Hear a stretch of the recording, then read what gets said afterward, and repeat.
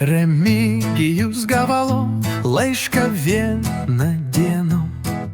Elonas kviečia, skubėk į areną, bilietai viešbutis, viskas paruošta, tik atvyk į oro uostą su šlipsena plačia.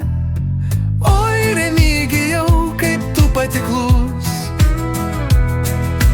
internetiniai pokštai tau tikrasis šūkis. Kitą kartą būk atsargesnis, ne visi laiškai yra tikri, supraksgi.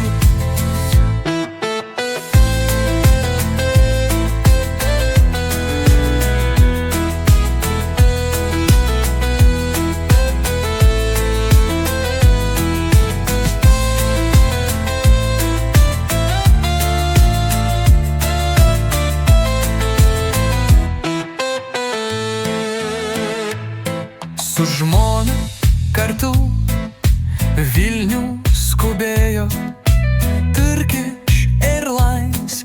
Darbuotojai nustebo, tokio skrydžio nėra. Jie pasakė jam ir Remigijus suprato, apgautas liko vėl. Oi, Remigijau, kaip tu patiklus, internetiniai pokštai tau tikrasis šūkis. Kitą kartą būk atsargesnis, ne visi laiškai yra tikri, supraksgi.